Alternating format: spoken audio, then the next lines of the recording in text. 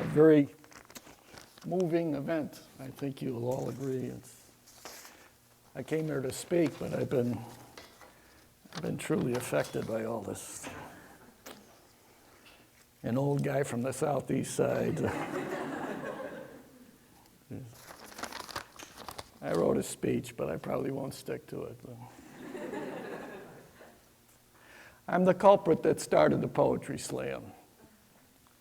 Some people love it, some people hate it. I've been accused of leading a movement that has denigrated poetry to the level of a TV sitcom. I've also been accused of bringing poetry back to the people, capital P, and opening its doors to anyone and everyone who needs to hear or express feelings, thoughts, and passions in a poetic fashion.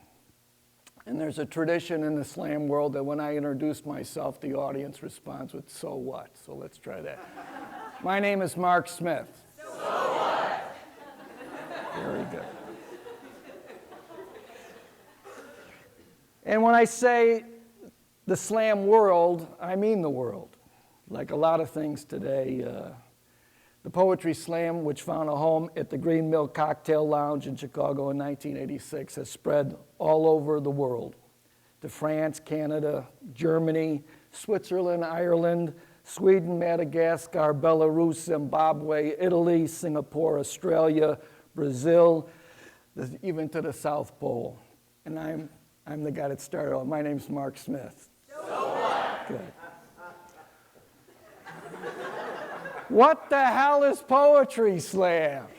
Slamming somebody up against the wall and say, "Hey, stop it. Stop reading that. I like it, but gee, I got other things to do." Well, sometimes, yeah. I got to get back to the page. But the root of the Poetry Slam, what began with me almost 3 decades ago and plowed up the poetry landscape and extended its horizon, is performance. The remarriage of the art of writing poetry with the art of performing it, putting the two back together where they belong. Let me demonstrate. This is an audience participation poem. In it, you have some parts. You're going to give me some whistle sounds and a few other things. So, it's called Nightbound. It's about taking the commuter trains around Chicago. Push a button. Oh, when I do this for little kids, they push the buttons. You might be too grown up, I don't know. Push a button. Very good. Flip a switch. Clocks, timers. Oh, we used to look at our watches. Now we get out our phones. Clocks, timers, ready? Arms and legs, are you ready? Blind beggars, put your hands out like you're blind beggars. Blind beggars, do you have your jingling cups ready? Say yes. Yes. Okay, here. Repeat that. Here. Here. Here. Try to keep up with the old man. Here they come. The crowd moves from the hot dog stand to the cheap flower man, from the shoe shiner to the barbecued chicken. Spit, turning chicken, chasing the backs of heads through the tunnels that funnel the world away. Then, from loops, put your hands up like you're hanging on a train. Did y'all use your deodorant this morning? Then, from loops, the human heat hangs. The trainman calls 99th, 111th, Belmont, Cottage Grove, Kensington, Kensington, Kensington. 10 buttons are pushed. 10 switches are flipped. Get off, get on, get on, get off. Cough, sneeze, wheeze, choke. The train jerks forward. Folks flop, flop. An old man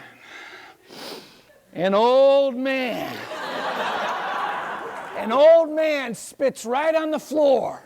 and says, I remember when the kids would run alongside the tracks, when kids would run alongside the tracks, pumping their arms, trying for a whistle. Train whistles. That's how the trains go through Loyola. Woo woo, I'm a little Jesuit train. Show them how a real train goes. Woo woo, whistle, whistle, whistle, whistle. 100 million buttons pushed. 200 million switches flipped. Trainmen, brainmen, engineers, gears, bodies, broken minds, the wheels whine, the whistles howl, the boys snort hoary heaven, run alongside the tracks like black sticks animated into an orange-red sky, like black sticks animated into an orange-red sky, like crooked wisps of smoke, crooked wisps of smoke, night bound, it's over. Give the old man a round of applause.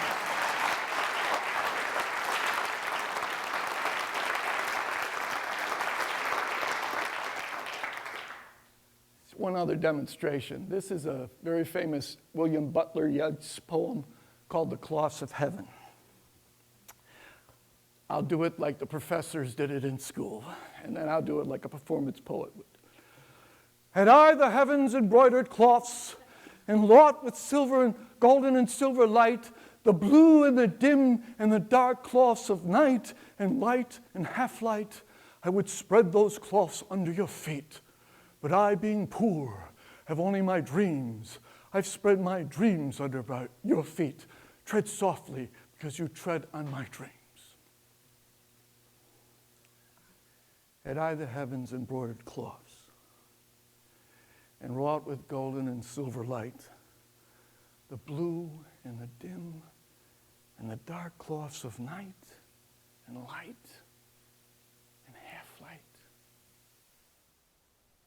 I would spread those cloths under your feet. But I, being poor, have only my dreams.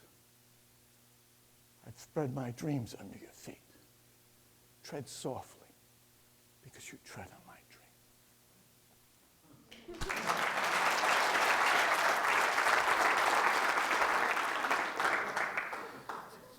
Back to the speech. Lost my place. Performance, in my opinion, reveals the genuine meaning and passion of a poem. It is no longer a dusty museum piece or a stuffy scholastic exercise. It's life, it's immediate, it's vital, and believe it or not, my daring to perform poems rather than muttering them in a monotone became and remains a controversial issue in the elite corners of proper poetry world. The Paris Review, Harold Bloom, Yale University. Of course, now it's all gone to hell. I can't hear those poetry slams. This isn't even silly. It's the death of art. Maria Baraka, famous beat. They make poetry a carnival. George Bowering, Poet Laureate of Canada. Slams are abominations that are crude and extremely revolting. John Gallus, Honorary Chair of the Academy of American Poets. Kind of a karaoke of the written word.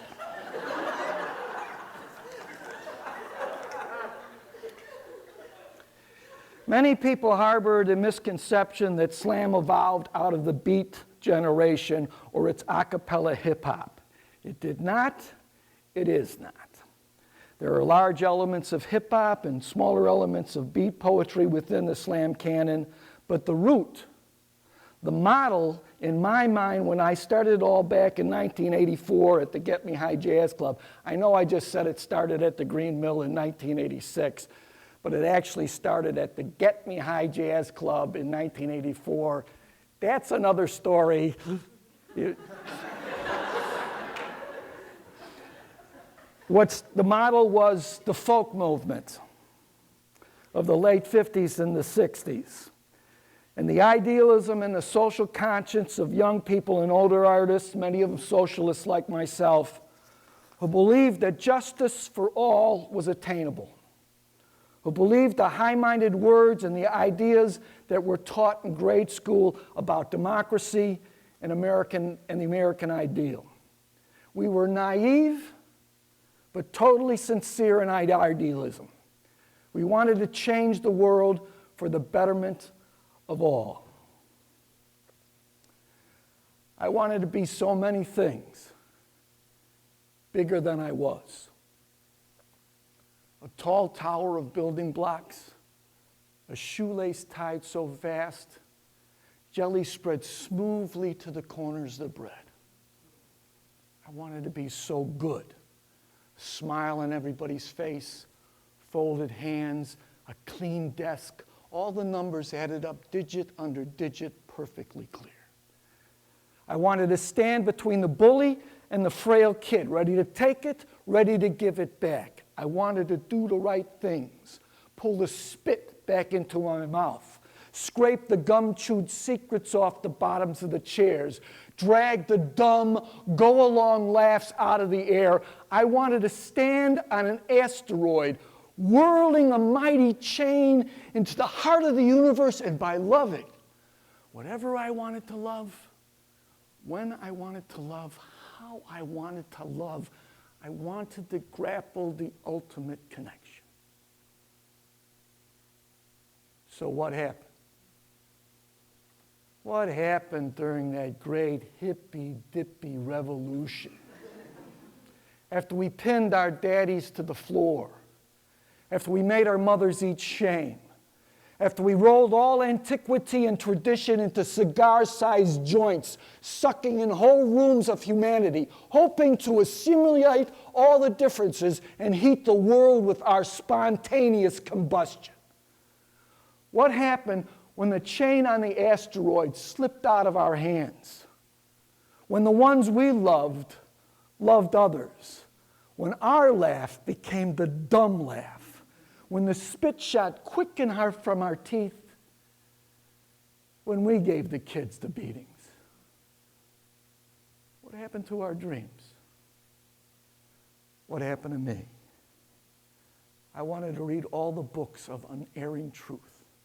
I wanted to tie my shoelace fast, spread jelly smoothly to the corners of the bread, build a tower, a tall tower, spell everybody's name, top to bottom, bottom to top, all four sides, in and out.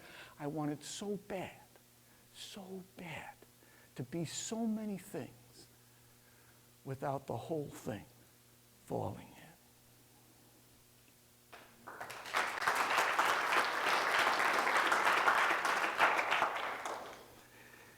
It's my belief that art, writing poetry, performing at theater, dance, is sacred. It's a life-changing human activity directed toward uncovering the truth about oneself and the society at large, about opening one's eyes and helping others to see the harms they may be blind to. It's also about fighting the good fight, about standing up to very real evils that exist around us without becoming evil yourself. I doubt. In fact, as an old man, there's a growing certainty in that doubt that the struggle will ever end.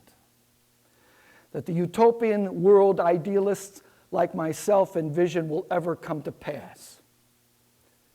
But not to envision it, not to strive for it and believe in it, especially as an artist, is an alternative that invites despair and allows evil to grow stronger and stronger. And maybe that's evil's primary ambition, to eradicate all hope from the human spirit, to make us all of us cynical and self-absorbed, entrenched in a nihilistic point of view that this is the way the world is and it will never be any better, only different. I'm for the little guy.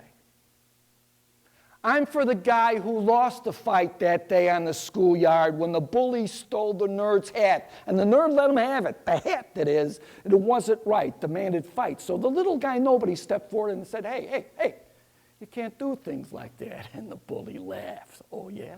Watch this. And push little guy nobody's face into the chain link fence. Massaged it there while the nerd looked on mewling. It's only a hat. It's only a hat.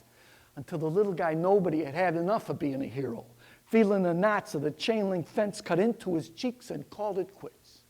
Yeah, I'm for that guy, walking away, feeling as if he'd lost something, losing to a guy twice his size. Because you see, in the movies, a real hero chops those bullies down, rights the situation. But it never worked out that way for this kid, righteous though he was. And in his lifetime, he found out that the bullies were always winning.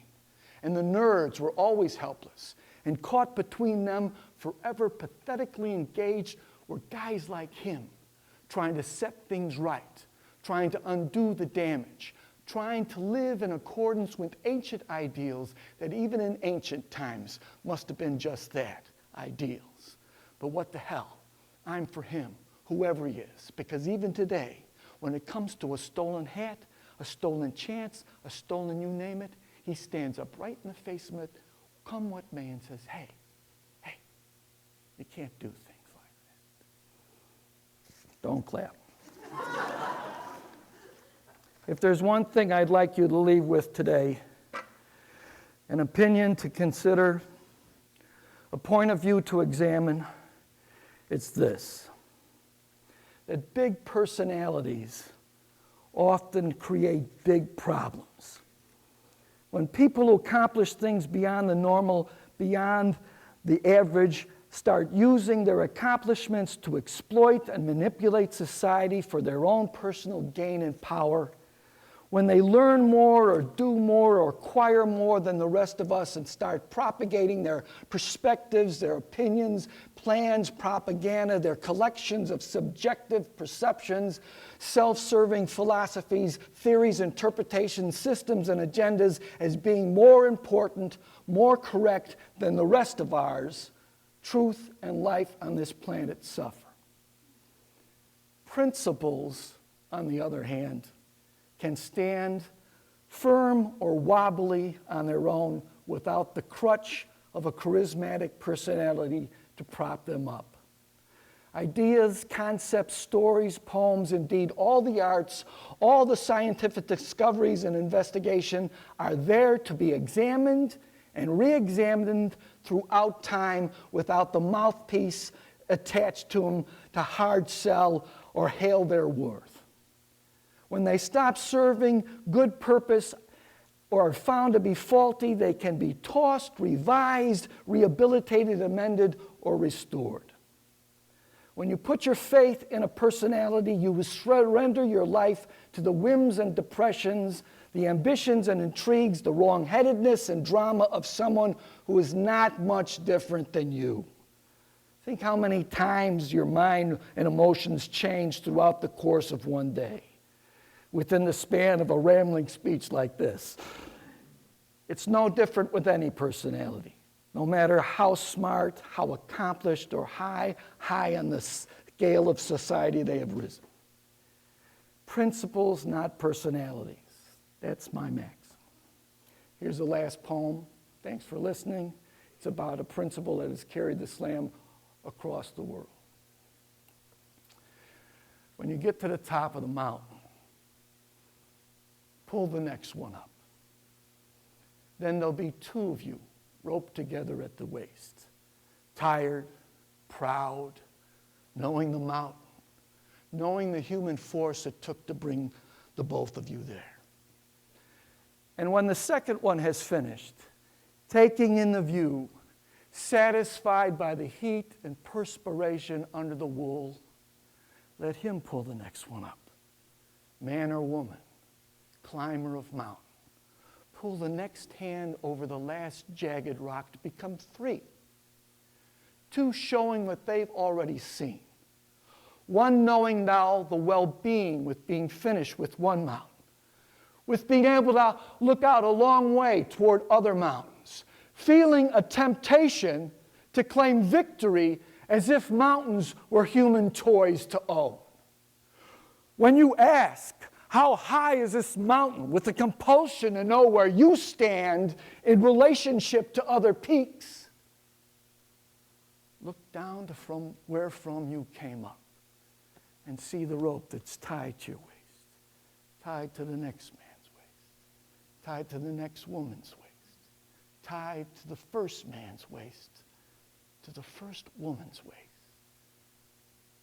and pull the rope.